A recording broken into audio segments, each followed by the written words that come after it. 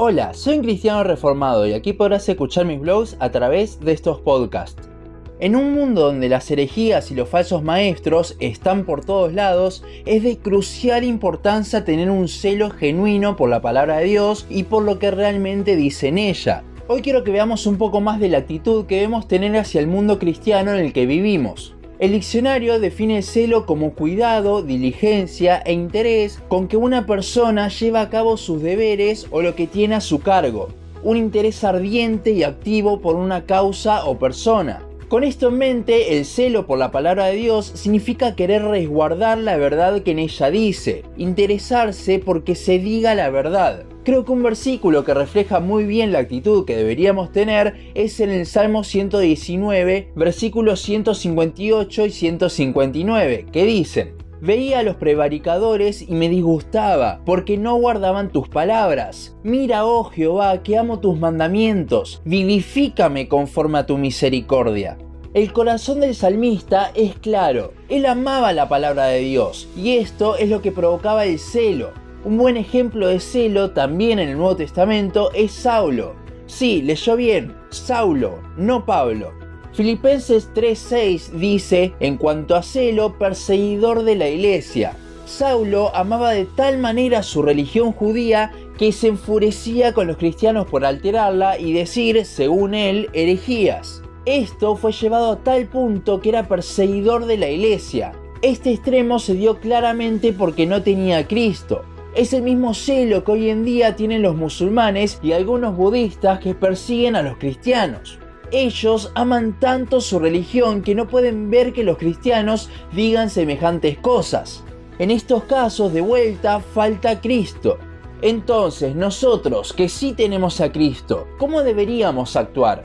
Ciertamente, primero debemos tener el factor común que tienen todas estas personas con celo: la pasión, el amor.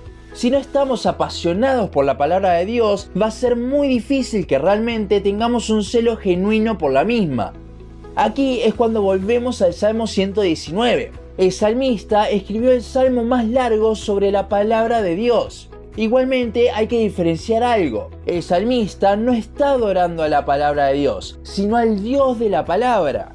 La Biblia no es Dios, es su palabra y lo que Él decidió revelarnos. Pero no se reveló completamente allí. Sería imposible expresar a nuestro infinito Dios en palabras. Aún así, es increíblemente rica y es todo lo que Dios asegura que necesitamos conocer de Él en esta vida.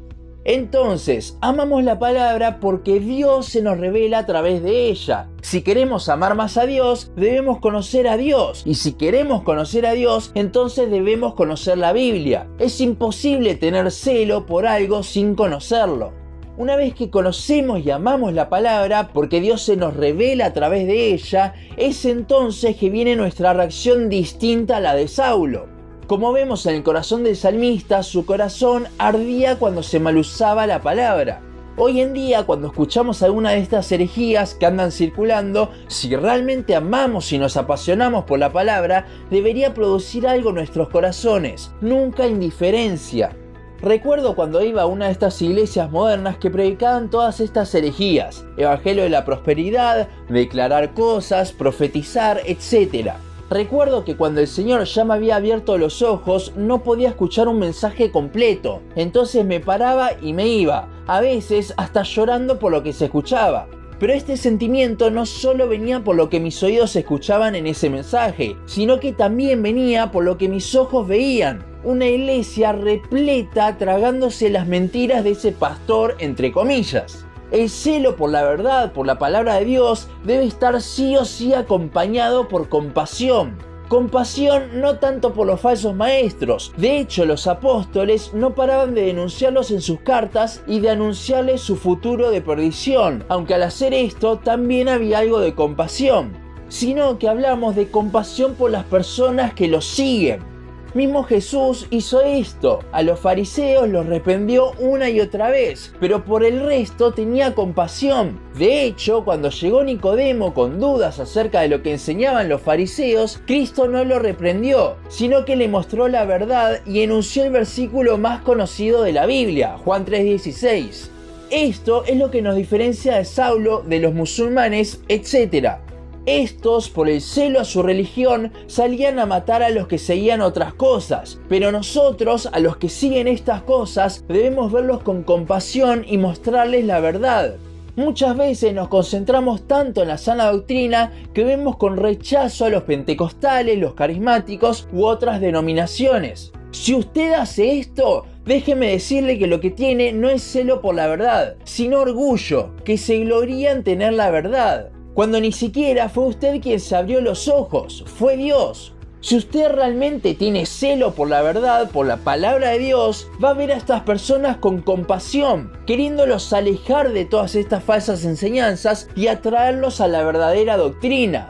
Es lo que Judas marca en su carta. Comienza con contender ardientemente por la fe, expone a los falsos maestros y cierra el tema hablando de que a los que dudan los rescatemos. Ahora, si volvemos a ver la definición de celo, dice que es un interés ardiente y activo, no es pasivo.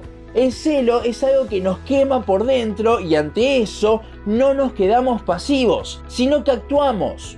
De hecho, tanto la palabra en el latín como en el griego habla de que es algo que hierve, un ardor. Cuando vemos que la palabra se utiliza de una forma errada, ¿nos provoca algo o somos indiferentes? Y si nos provoca, ¿estamos haciendo algo al respecto? ¿Estamos contendiendo ardientemente por la fe?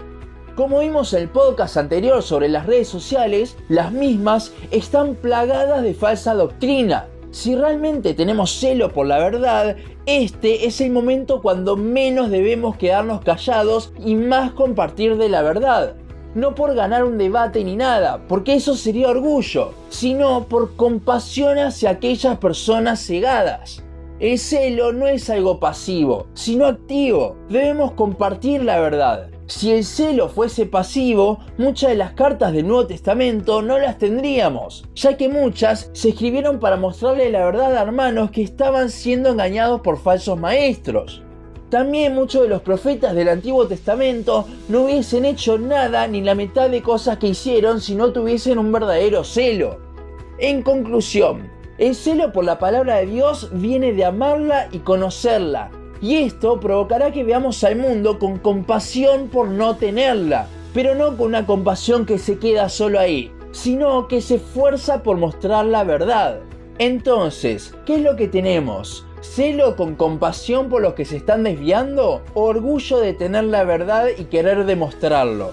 Hasta aquí nuestro podcast de hoy. Seguinos en Facebook, Instagram, YouTube y Spotify. En todas nos encontrás como Un Cristiano Reformado. También seguinos en uncristianoreformado.blogspot.com para leer el resto de nuestros blogs. Nos vemos en la siguiente ocasión.